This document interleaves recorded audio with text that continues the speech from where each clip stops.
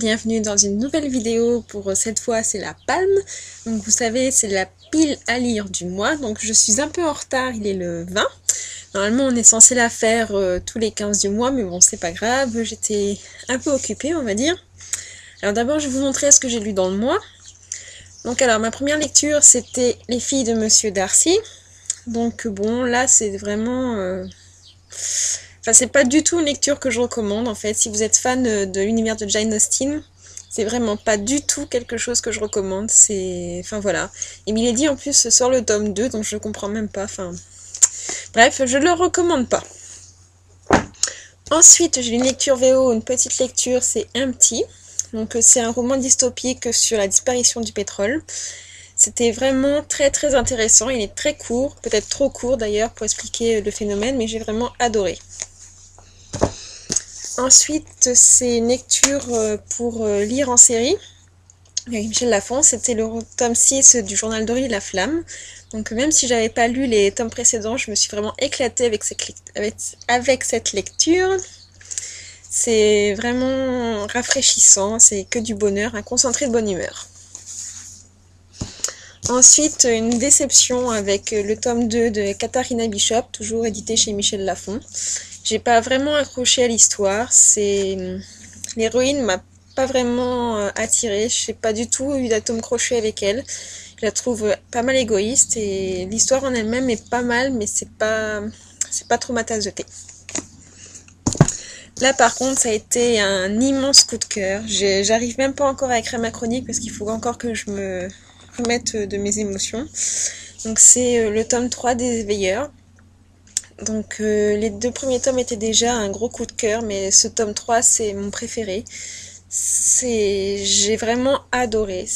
L'écriture est toujours aussi envoûtante, mais les personnages ont beaucoup évolué, ils sont beaucoup plus matures. On s'identifie peut-être plus facilement à eux. Ça dépend aussi peut-être de l'âge qu'on a, mais j'ai vraiment adoré et je pense que je vais avoir beaucoup de mal à écrire ma chronique. Donc merci Pauline pour ce roman, maintenant je vais galérer pour écrire ma chronique. Ensuite, un roman, je sais même pas si je vais réussir à le finir en fait. Donc c'est La Nuit du Solstice. Donc c'est 2 tomes en un livre. Le problème avec ce livre, c'est que la couverture fait adulte. Donc je m'attendais à quelque chose de beaucoup plus mature et en fait c'est très enfantin. Donc, du coup, je pense que ça m'a perturbée et un peu déçue, quoi. Je pensais m'attendre à quelque chose de beaucoup plus poétique, plus adulte. Donc voilà, j'en suis arrivée à la moitié, donc j'ai terminé le tome 1. Et j'hésite à continuer, il faudrait que je le termine quand même, donc on verra bien. Et là, j'ai reçu un roman, je l'ai terminé ce matin, donc en fait déjà hier soir je me suis couchée à 2h parce que j'arrivais pas à le terminer. C'est un roman que j'ai lu les 4 premiers tomes quand j'étais adolescente, donc ça a commencé en 2001, donc vous voyez ça remonte à 10 ans déjà, donc j'avais 14 ans. Et là ça se termine, j'ai 24 ans, les Aurines en ont 29, enfin, j'ai un peu grandi avec elle et du coup je me suis vachement attachée et en fait j'ai pleuré quasiment tout le long du roman. Donc c'était, voilà, c'est beaucoup d'émotions, c'est comme si je quittais des amis, enfin c'est très bizarre. Donc il s'agit de 4 filles, un jean pour toujours.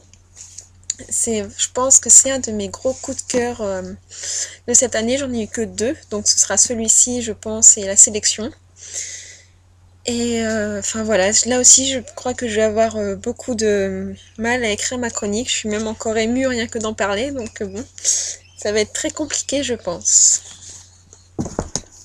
Donc ensuite, j'avais prévu de lire des romans que je n'ai pas lus, donc qui se répercutent sur ma palme de ce mois-ci. Donc j'avais prévu de lire Minuit, mais je ne l'ai pas lu, donc je le reporte pour cette palme-ci. J'avais prévu aussi de lire L'Âge des Miracles, que je n'ai pas lu non plus, donc il est reporté pour cette palme-ci. Dans le même registre de livres que j'avais prévu et pas lu, Les Étoiles de Nasheed, le tome 2. Et il me semble également Hunting Lila, le roman en VO. Donc ça, ce sont 4 livres qui vont revenir dans ma palme à lire de ce mois-ci. Et en plus de ça, j'ai des romans à lire en priorité. Donc il s'agit de No Impact Man. Donc peut-on sauver la planète sans rendre dingue sa famille? J'ai très envie de le lire. En fait, c'est un journaliste américain qui a fait le pari de beaucoup moins consommer durant une année avec sa famille, donc sa femme et sa fille, et de voir donc du coup l'impact que ça pouvait avoir sur l'environnement. Enfin, c'est un roman très actuel, je pense, et j'ai très envie de le lire. En plus, il n'est pas très gros. Et ensuite, ce sera Les enfants de la paranoïa de Trevor Shane. Donc j'en ai beaucoup entendu parler. C'est encore dans le cadre de lire en série.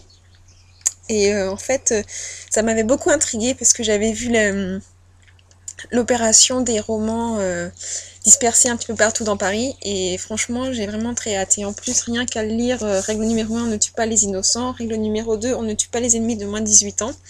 C'est très intriguant et j'aime beaucoup la couverture aussi. Très sobre mais percutante. Donc du coup, ça me fait que j'ai rajouté 2 livres à ma palme, dont un que je ne vous ai pas montré parce que je n'en ai pas le droit. Je vous en parlerai plus longuement plus tard, on va dire. Hop là. Et donc du coup, ça fait que ma palme de ce mois-ci s'élève à 6 livres. Dont 4 que je devais lire pour ce mois-ci, mais que finalement j'ai pas lu. Bref, c'est pas grave. Donc voilà. C'était ma palme du mois de juillet. Donc je vous donne rendez-vous le mois prochain pour la palme du mois d'août. Ciao!